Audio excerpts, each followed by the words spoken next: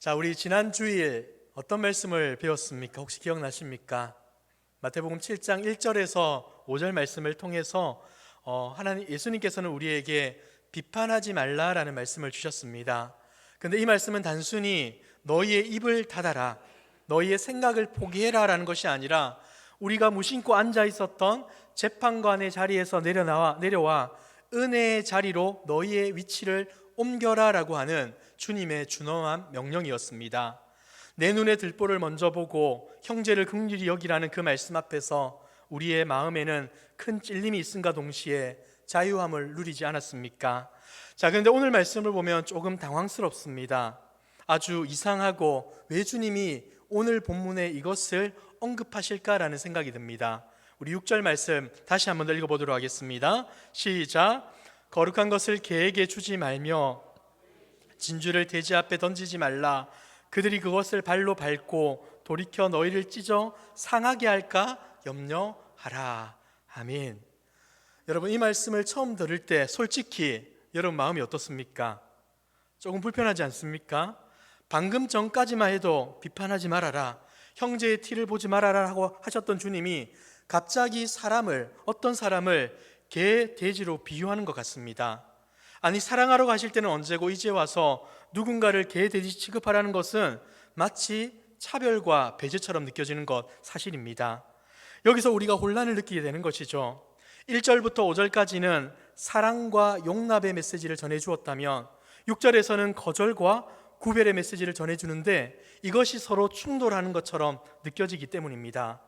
자, 그런데 여러분, 우리가 먼저 반드시 기억해야 될 중요한 진리가 있습니다. 뭐겠습니까? 성경에는 모순이 없다는 것이죠. 다시 말해서 이 두 말씀은 충돌하는 말씀이 아니라는 것을 전제에 두고 이 말씀을 받아들여야 한다는 겁니다. 여러분, 지난주 우리가 무엇을 보았습니까? 이웃을 어떤 태도로 대할 것인가? 이 질문에 관한 문제를 다루었습니다. 자, 그렇다면 오늘의 말씀은 무엇입니까? 우리가 가진 복음을 어떻게 다룰 것인가? 즉 지혜의 문제를 다루고 있는 겁니다. 예수님은 비판 없는 사랑을 원하시지만 동시에 분별 없는 바보가 되는 것을 원하지 않으십니다. 사랑하는 성도 여러분, 오늘 말씀을 통해서 우리가 무조건 다 내어주는 것이 사랑이 아니라 가장 소중한 것을 지키며 하는 사랑이 진짜 사랑임을 깨닫게 되는 그 은혜가 저와 여러분들 가운데 있기를 주님의 이름으로 축복합니다. 자, 먼저 우리가 해결해야 될 오해가 있습니다. 그것은 많은 사람들이 오늘의 본문을 이렇게 이해한다는 것이죠. 그래, 저 사람은 말이 안 통하는 사람이야, 저 사람은 개, 돼지와 같은 사람이야, 상종하지 말아야지. 자, 그러나 여러분, 분명하게 말씀드립니다. 오늘 말씀은 사람을 개나 돼지로 낙인 찍으라는 가르침이 결코 아닙니다. 만약 그랬다면 비판하지 말라고 하셨던 주님의 말씀은 오늘의 본문과 모순될 수밖에 없는 겁니다. 오늘의 본문을 제대로 해석하기 위해서는 당시의 문화적 배경을 이해할 필요가 있는데, 당시 유대인들은 이방인을 개처럼 여겼습니다. 개라고 불렀습니다. 그리고 부정한 짐승인 돼지를 가까이 하지 않았습니다. 그러니까 이 개와 돼지라는 것은 부정하고 그들이 가까이 하기 싫은 이방인을 가리키는 표현이라는 것이죠. 하지만 예수님께서는 오늘의 본문에서 이 용어를 인종차별을 위해서 사용하지 않으셨습니다. 이것에는 영적인 비유를 담고 있다는 것을 우리가 반드시 기억해야 하는데, 그러니까 여기서 개라는 것은 오늘날 우리가 기르는 귀여운 반려견이 아니라 거리를 배회하고 썩은 고기를 먹고 사람들을 공격하는 사나운 들개를 가리킵니다. 그리고 돼지라는 것은 뭐겠습니까? 탐욕스럽고 무엇이든지 먹어 치우는 짐승의 대명사로서 돼지가 언급되고 있다는 것이죠. 여러분, 예수님이 지금 이렇게 거친 이미지를 사용하는 이유가 뭐겠습니까? 사람의 신분을 정죄하기 위함이 아니라 영적인 태도를 설명하기 위해서 이렇게 비유하는 겁니다. 다시 말해서 진리의 가치를 전혀 알아보지 못하고 오히려 그 진리를 공격의 도구로 삼거나 조롱거리로 만드는 완악한 죄인의 모습을 경계하라라는 것을 알려주기 위해서 오늘의 비유를 사용하고 있는 겁니다. 그러므로 오늘의 말씀의 핵심은 누가 자격이 있는가를 따져서 사람을 차별하라는 것이 아니라 지금 이 거룩한 것이 받아들여질 수 있는 상황인가? 저 영혼들이 지금 들을 준비가 되어 있는가를 분별해야 한다라는 것을 말씀해 주고 있습니다. 여러분, 우리가 복음을 전하거나 권면할 때 가장 많이 하는 실수가 뭡니까? 상대방의 상황을 전혀 고려하지 않고 내 열정만 앞세워서 쏟아붓는 것 아니겠습니까? 상대방의 마음은 지금 닫혀 있고 이빨을 드러내고 으르렁거릴 준비가 되어 있는데 우리는 사랑하니까 전해야 해 하면서 무작정 다가갑니다. 결과가 어떻게 되던가요? 복음을 전할 때 어떻게 됩니까? 복음이 전해지던가요? 전해지지 않습니다. 도리어 짓밟히고 관계가 깨어지고 오히려 하나님의 영광이 가려집니다. 다시 말씀드리지만 예수님은 지금 사람을 낮추기 위해 오늘의 비유를 사용하는 것이 아니라 우리가 가진 복음과 진리가 얼마나 귀한 것인지 그 가치를 높이기 위해 이 강력한 경고를 주고 있는 것입니다. 자, 그렇다면 예수님이 그토록 지키라고 하신 거룩한 것, 진주는 도대체 무엇이겠습니까? 여러분이 잘 아시겠지만 고대 사회에서 이 진주라는 것은 아주 값비싼 보물이었습니다. 지금도 진주는 귀하지만 당시의 가치와 비교하자면 비교가 될 수가 없습니다. 요즘에는 기술이 발달되어서 진주를 채취하는 방법이 훨씬 수월해지지 않았습니까? 하지만 이때만 하더라도 진주를 구하려면 어떻게 해야 됐습니까? 목숨을 걸고 바다 깊은 곳으로 들어가야만 했습니다. 그러다 보니까 이 진주의 가치가 높아질 수밖에 없었다는 것이죠. 그렇기 때문에 예수님께서는 이 값비싼 진주를 마태복음 13장에서는 천국에 비유하여 설명하였습니다. 진주 구하는 장사를 일컬어 천국이라고 말씀해 주셨죠. 여러분, 그렇다면 여기서 이 거룩한 것과 진주는 무엇입니까? 바로 예수 그리스도의 복음을 말하는 겁니다. 십자가에서 피 흘려 우리를 구원하신 그 생명의 말씀을 의미합니다. 더 나아가 성도들이 누리는 하나님과의 깊은 영적인 교제, 예배의 간격, 그리고 개인적인 은혜와 간증들 모두가 이 진주와 거룩한 것에 해당한다는 것이죠. 자, 이러한 사실을 알게 되고 우리가 한번 상상해 보십시오. 여러분들이 여러분의 전 재산을 다 팔아서 아름다운 진주 목걸이를 샀다고 가정해 봅시다. 그런데 그 진주를 지나가던 굶주린 돼지에게 이거 한번 해봐라고 던져주면 어떻게 되겠습니까? 돼지가 얼순하고 너무나 감사합니다, 이렇게 귀한 것을 저에게 주시다니 하며 목에 걸고 다니겠습니까? 절대 그렇지 않습니다. 돼지는 우선 꿀꿀거리며 달려들어서 그 진주를 씹어볼 겁니다. 그런데 딱딱하여서 먹을 수 없다는 사실을 알게 되면 화를 내게 될 것이고 진주를 짓밟아 으개버릴 겁니다. 그리고 그것을 던진 사람을 향해 달려들 수도 있겠죠. 예수님께서 오늘의 본문에서 돌이켜 너희를 찢어 상하게 할까 염려하라라는 말씀이 바로 이 장면을 비유하는 겁니다. 이것은 영적으로 매우 중요한 부분인데 세상에는 영적인 가치에 전혀 관심이 없는 사람들이 있다는 것이죠. 오직 육신의 정욕, 돈, 권력, 쾌락이라는 먹이에만 굶주린 사람들이 있다는 겁니다. 그들에게 가서 십자가의 도가 어떻고 자기 부인이 어떻고 예수의 은혜와 사랑이 어떻고 거룩한 삶이 어떻고 하며 깊은 영적 진리를 이야기하면 그들이 그것을 귀하게 여길까요? 그렇지 않습니다. 오히려 우리의 삶이 힘들고 굶주려 죽게 생겼는데 무슨 뜬구름 잡는 소리냐 하며 복음을 조롱하고 복음을 전하는 우리를 핍박하게 될 것입니다. 사랑하는 성도 여러분, 진주라는 것은 아무데나 굴러다니는 돌멩이가 아닙니다. 복음은 싸구려 전단지가 아닙니다. 예수님의 피 묻은 십자가는 누군가가 조롱하라고 준 안주거리가 아닌 겁니다. 그래서 예수님은 지금 우리에게 호소하고 있는 것이죠. 제발 내가 너희에게 준 이 보물을 아무렇게나 취급하지 말아라. 진주는 그것을 알아볼 수 있는 눈을 가진 자에게 혹은 적어도 그것을 받을 준비가 된 손에 들려질 때 비로소 그 영롱한 빛을 발할 수 있습니다. 사랑하는 성도 여러분, 그 사람들에게 이러한 것들을 주어야 하는 것과 동시에 우리에게도 질문해야 하지 않겠습니까? 우리는 어떠합니까? 복음의 메시지가 들려지면 그것이 귀한 줄 알고 듣고 있습니까? 아니면 굴러다니는 돌멩이나 싸구려 전단지처럼 취급하고 있습니까? 바라기는 우리 모두가 복음의 말씀을 귀하게 듣고 겸손하게 반응하는 그 은혜가 저와 여러분들 가운데 있기를 소망합니다. 자, 이제 이 말씀이 우리에게 왜 더 깊은 울림을 주는지 한번 생각해 봅시다. 우리에게 더 깊은 울림을 주는 이유는 예수님께서 바로 이 원칙에 따라서 사셨기 때문입니다. 예수님은 만나는 모든 사람들에게 똑같이 말씀하지는 않으셨습니다. 사람들을 모두 사랑하셨지만 결코 해픈 사랑을 하지는 않으셨던 것이죠. 여러분, 복음서에 나오는 내용을 떠올려 보십시오. 가난한 자, 병든 자, 죄를 깨닫고 회개하는 세리와 창녀들에게는 예수님 어떻게 하셨습니까? 한없이 부드러우셨습니다. 그들에게 천국의 비밀을 아낌없이 알려주셨고 자신의 살과 피까지 내어주셨습니다. 왜 그랬습니까? 그들은 배고픈 영혼이었고 진주를 받을 준비가 된 상한 심령이었기 때문이죠. 그러나 어떤 사람에 대해서는 철저히 침묵하셨습니다. 누가복음 23장에 보면 예수님이 붙잡혀 헤롯 왕 앞에 서는 장면이 나옵니다. 헤롯은 예수님을 보고 어떻게 합니까? 기뻐하고 즐거워합니다. 왜 그렇습니까? 그에게는 기대가 있었던 것이죠. 저 예수가 놀라운 기적을 행한다고 했는데 내 앞에서 마술과 같은 기적을 한번 보여줬으면 좋겠다라는 기대와 생각이 있었던 겁니다. 그러니까 헤롯은 진리를 듣고 싶은 것이 아니라 쇼를 보고 싶었던 겁니다. 호기심을 채울 구경거리를 원했다는 것이죠. 그때 예수님은 어떻게 했습니까? 누가복음 23장 9절입니다.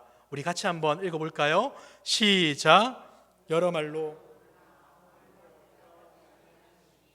아멘. 우리 주님은 헤롯의 그 수많은 말 앞에서 아무 말도 하지 않으셨습니다. 능력이 없어서입니까? 무서워서입니까? 아닙니다.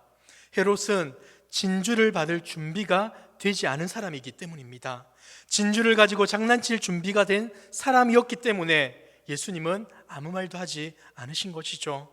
예수님은 거룩한 하나님의 능력을 구경거리로 전락시키고 싶지 않았기에 침묵으로 그 가치를 지키셨던 겁니다. 또 다른 예를 한번 들어볼까요? 바리새인들이 어느 날 예수님을 공격합니다. 예수님을 힐난하며 이런 질문을 하죠. 네가 무슨 권위로 이런 일을 하느냐? 이렇게 따져 물었습니다. 그때 예수님은 어떻게 말합니까? 나도 너희에게 한 가지를 묻겠다 하시면서 직접적인 대답을 피하십니다. 이 싸움을 피하는 것은 비겁함이 아닙니다. 거룩한 것을 지키고자 하는 메시아의 권위였다는 것이죠. 사랑하는 성도 여러분, 예수님을 생각해 보십시오. 그분은 자신을 온전히 내어주셨지만 아무렇게나 소비되는 것을 허락하지 않으셨습니다. 우리에게도 이런 지혜가 필요하지 않겠습니까? 무조건 다 해주는 것이 능사가 아닙니다. 때로는 침묵이 가장 강력한 웅변이 될 수 있고 때로는 물러섬이 복음의 권위를 지키는 길이 될 수 있음을 기억하시길 바랍니다. 우리가 사는 이 현대 사회, 우리 관용을 미덕으로 여기는 사회 아닙니까? 그러다 보니까 교회 안에도 이런 말들이 자주 등장합니다. 사랑한다면 다 받아줘야 되는 것 아닙니까? 교회가 왜 그렇게 벽을 쌓습니까? 좋은 게 좋은 것 아닙니까? 그러나 여러분, 성경은 단호하게 말합니다. 사랑에도 분별력이 필요하다. 예를 한번 들어보겠습니다. 부모님들이 자녀를 사랑한다고 해서 아이가 원하는 것을 다 줘서는 되겠습니까? 안 되겠습니까? 다 줘서는 안 됩니다. 5살짜리 아이가 요리하는 엄마를 보고 엄마, 그 반짝거리는 칼 놔줘. 가지고 놀래. 그렇게 때를 쓴다고 칩시다. 아이가 온다고 해서 아이를 사랑한다고 해서 그 시퍼런 칼을 아이에게 쥐어주는 부모가 있겠습니까? 만약 있다면 그 사람은 아이를 사랑하는 게 아닙니다. 칼은 아이가 감당할 수 있는 물건이 아니기에 그것을 주는 순간 아이는 다칠 수밖에 없습니다. 칼은 분명히 있지만 주지 않는 거절이 진짜 사랑이라고 할 수 있는 것이죠. 마찬가지입니다. 하나님은 당신의 깊은 비밀과 거룩한 은혜를 경멸하고 조롱하는 자들에게는 함부로 그것을 맡기지 않습니다. 인색한 분이라서가 아니라 우리 하나님은 거룩하시기 때문입니다. 사랑하는 성도 여러분, 독일의 신학자이자 목회자였던 본 헤퍼라는 분은 값싼 은혜라는 말을 자주 썼습니다. 회개 없는 용서, 고백 없는 세례, 십자가 없는 은혜를 그렇게 얘기했던 것이죠. 여러분, 오늘날 교회가 세상으로부터 비난을 받는 진짜 이유가 뭐라고 생각하십니까? 너무나 배타적이어서가 아니라 어쩌면 우리 모두가 진주를, 복음을 너무 싸구려 취급하고 있기 때문 아니겠습니까? 아무나 붙잡고 예수 믿으면 부자 됩니다, 교회 오면 복 받습니다 라고 하며 복음의 본질은 다 빼버리고 껍데기만 전해주다 보니 이런 반응이 생겨난 것 아닙니까? 세상 사람들이 교회를 우습게 보고 복음을 짓밟는 이유는 우리가 복음을 가치 없는 것처럼 취급하고 있기 때문일 수도 있다는 것입니다. 사랑하는 성도 여러분, 예수님은 거저 주라 라고 하셨지 싸구려로 주라고 하지는 않으셨습니다. 우리는 세상에 대한 열린 마음을 가져야 하지만 동시에 거룩한 기준을 포기해서는 안 됩니다. 교회의 문턱은 낮아져야 합니다. 하지만 강단은 높아져야 합니다. 누구나 올 수 있지만 아무 것이나 믿는 곳이 되어서는 안 된다는 겁니다. 복음은 결코 타협될 수 없다는 것이죠. 사랑하는 여러분, 그렇다면 오늘의 이 말씀을 우리의 삶에 어떻게 적용할 수 있겠습니까? 먼저 개인적으로 적용해 보자면 소모적인 논쟁을 멈추시길 바랍니다.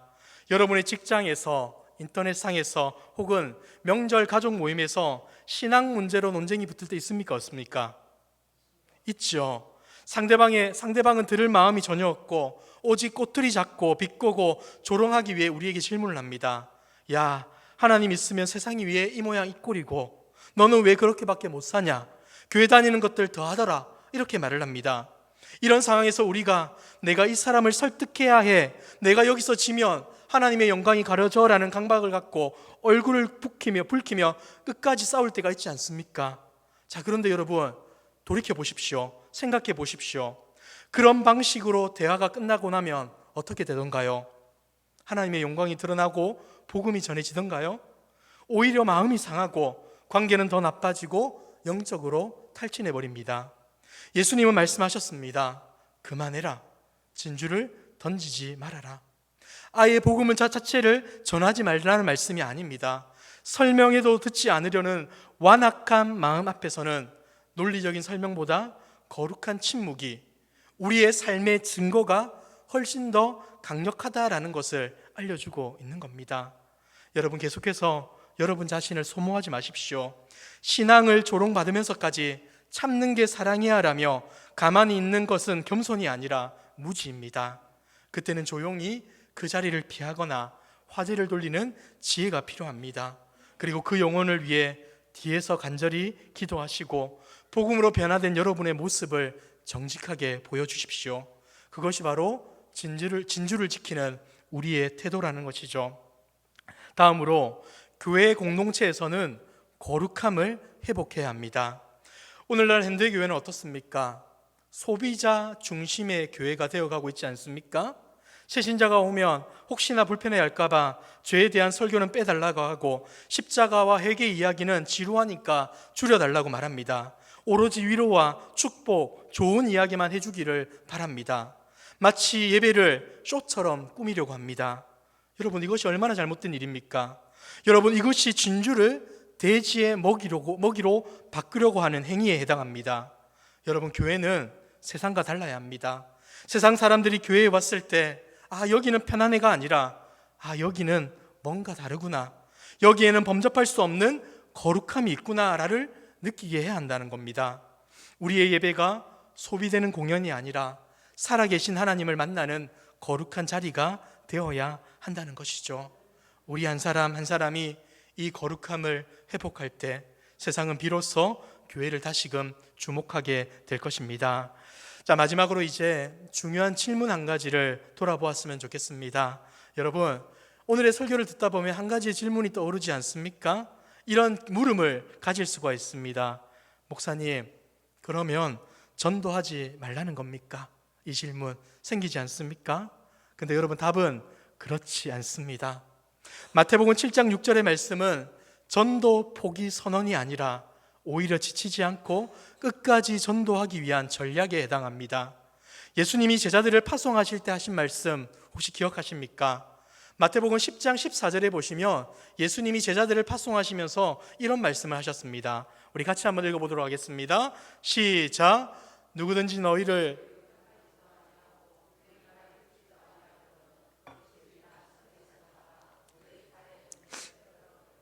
아멘.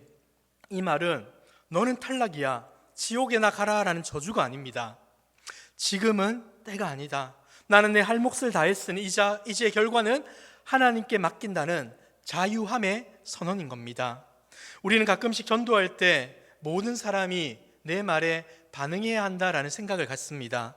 자, 그러다 보니까 거절당하면 어떻습니까? 상처를 받고 다시 전도할 힘을 잃어버리게 됩니다. 그러나 오늘 예수님의 지혜를 우리가 배워야 합니다.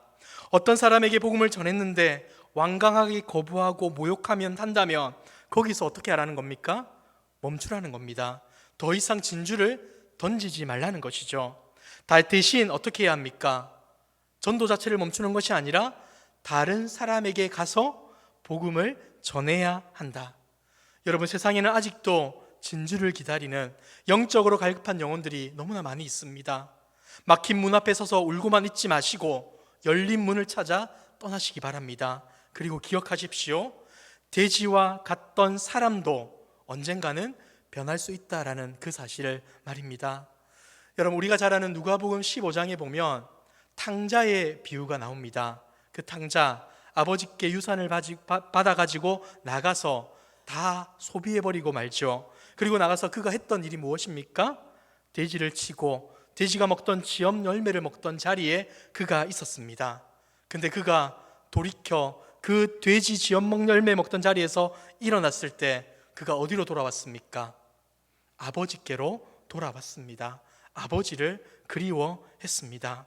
여러분, 지금 내 가족이, 내 친구가 복음을 거부한다고 해서 영원히 끝난 것이 아니라는 겁니다. 지금은 진주를 던질 때가 아니라 눈물의 기도의 씨앗을 뿌릴 때이다라는 것을 알려주고 있다는 것이죠. 성령님께서 그들의 마음밭을 갈아엎어 주실 때까지 기다리는 것, 그것 또한 사랑의 또 다른 모습이라 할 수 있다는 것입니다. 사랑하는 성도 여러분, 오늘의 말씀을 한번 정리해 볼까요? 오늘 예수님은 우리에게 비판하지 않는 넉넉한 마음과 동시에 거룩한 것을 분별하는 냉철한 지성을 함께 요구하십니다.